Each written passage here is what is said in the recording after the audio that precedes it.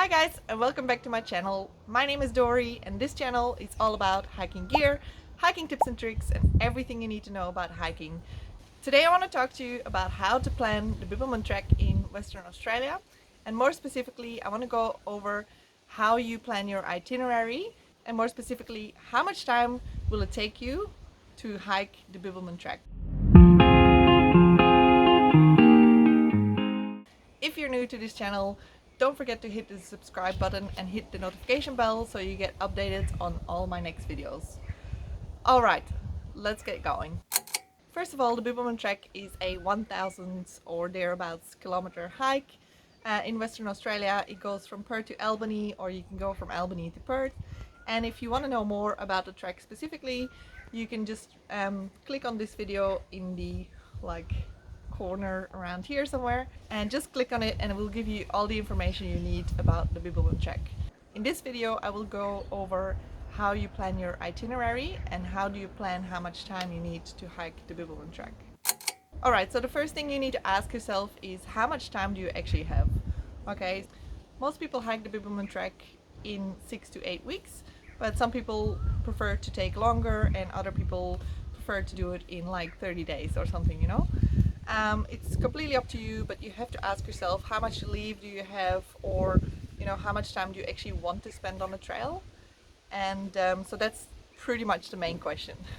For example, if you only have like 20 days, you might do certain sections and you might plan to do the other sections another time. It's completely up to you. Alright, so what I usually do when I plan a multi-day hike is I create a list of all the campsites and then the distance between each campsite. So you can get an Excel spreadsheet, or you can just write it down, but then at least you know how many kilometers you will have to walk between each campsite. So you will then be able to find out how long it will take you between each campsite, and also if you are able to double hut or if you want to plan for some lunches at a certain campsite. Okay, so for the Bibbulmun Track specifically, there are spreadsheets available on the Facebook groups. So these are people that have already created a spreadsheet with all the 49 campsites and the distances between them. So then I would definitely suggest downloading them. The Bibbulmun Track has 49 campsites and you go past 9 trail towns. So if you want to camp at every campsite, it will take you about 58 days. Plus then you have to calculate in some rest days. So I would calculate at least 2 or 3 rest days. And preferably like when you're in a trail town, obviously, because then you can stock up on food. So every campsite on the Bibbulmun Track has a shelter, and these are like 3-sided shelters where you can sleep on a platform. But I have another video about Bibbulmun Track accommodation, so if you haven't already, please check it out as well. And usually the distance between each campsite is about a day's walk. The northern section of the Bibbulmun Track has a lot more campsites than the southern section of the track. So it is more likely to double huts when you're in the northern end. Okay, so there's campsites every I think 15 to 20 kilometers. So it is doable to actually skip a campsite in the northern end. Southern end is a little bit less likely. You can still do it, but the distances will be a lot further apart.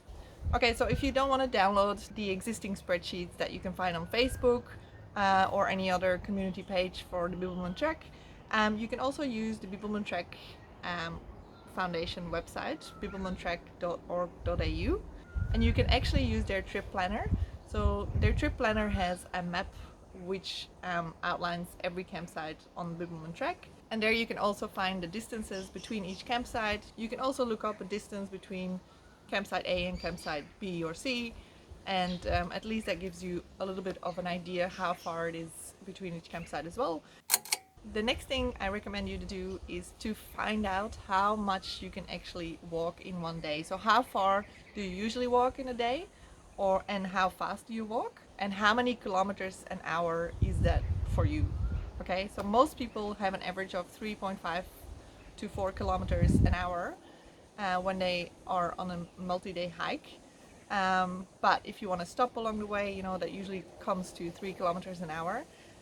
This will be different for every person, and also take into account the conditions between each campsite. So you will have hilly sections or flat sections, and that will also have an impact on how fast you travel.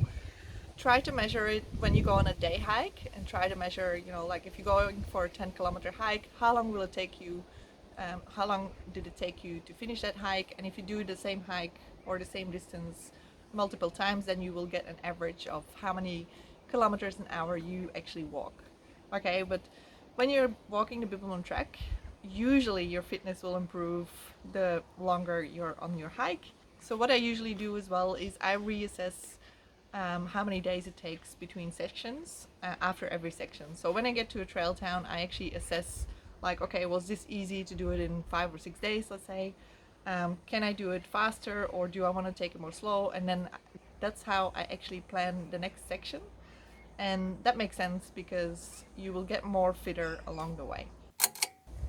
Alright, so when you find out how many kilometers an hour you actually walk on average, and when you find out how many days you have to actually hike the track, then you can actually calculate where you need to stop for the night, and how many kilometers you actually have to do per day, okay, and how long that actually will take you. So if you do 4 kilometers an hour and you need to do 40 kilometers a day to actually finish the whole Bibbulmun Track within, I don't know, 20 days, 25 days. So that's something to consider. Then you will find out which campsites are best for you. But you can also work your way backwards and saying, like, okay, this is how many kilometers I travel per hour. So I want to do five hours a day, which is 20 kilometers usually. And then you can look at which campsites are further away or closer, and yeah, so that way you can make an itinerary for what suits you best. Okay, I have met many people on the track that are doing hut to hut, and they want to stop at every hut, and fair enough. If I had the time, I would do the same. But a lot of people double hut in the northern section, and then usually you will have a few 30-kilometer days. It's up to you then whether you want to hike longer or whether you want to hike faster. Well, yeah, completely up to you, but don't force yourself, because you have to hike your own hike. To conclude, actually, by planning out the distances between the campsites, you can actually figure out how many days it will take you to walk the track, depending on your average speed and how many days you have. Okay. Then another thing to consider is also the conditions of the trail. I've mentioned it before, like you will have hilly sections and you will have flat sections. I mean, there are some sections that have some steep hills.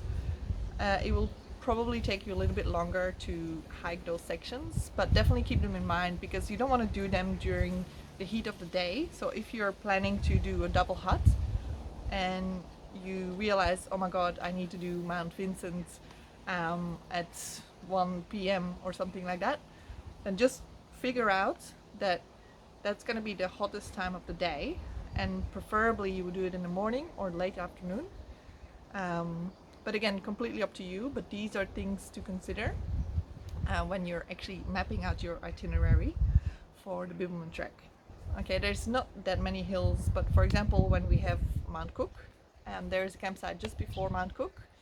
That's where I stayed as well because I wanted to do Mount Cook in the morning. Just consider which are the most difficult sections on the track, and do you want to keep pushing yourself to the limit, or do you want to take it more easy on those days?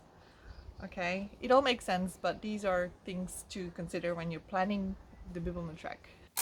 When you're planning your itinerary for the Bibbulmun Track, you also have to take into account how many rest days you want. So usually people take, well, I don't know, between 3 and 7 rest days on the Bibbulmun Track, depending on whether you want to stop a little bit longer in each trail town, or whether you want to have like a nice campsite to yourself one day. It's completely up to you again, but I would calculate at least 3 rest days along the Bibbulmun Track.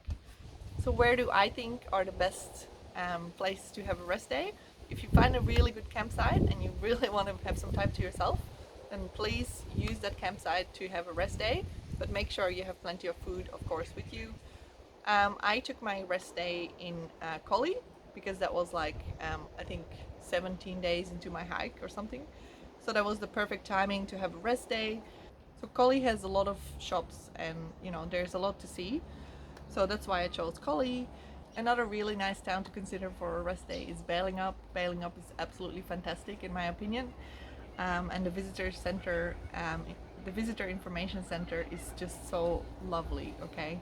Same goes for Denmark and Northcliffe, you know, they're really nice towns, but there's just not as much to see as Bibbulmun and Collie. Donnelly River is a good option because it's a really quiet village and you have lots of wildlife running around. So yeah, those are the things I would recommend when you're planning a rest day. Also, during your rest days, you can do your shopping and all that stuff. So um, it acts like a double purpose. So the last thing I want to say about this is don't plan too strict, okay? Just leave some wiggle room because it will give you more freedom and you will be able to enjoy it a lot more than when you have a very strict schedule.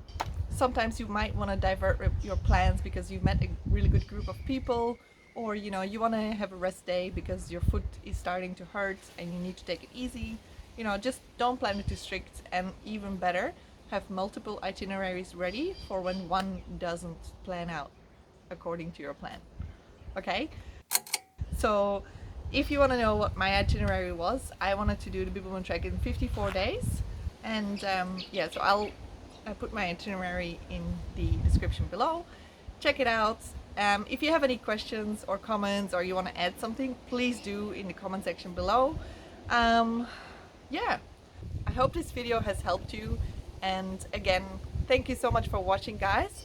I can't wait to see you in the next one. All right, bye.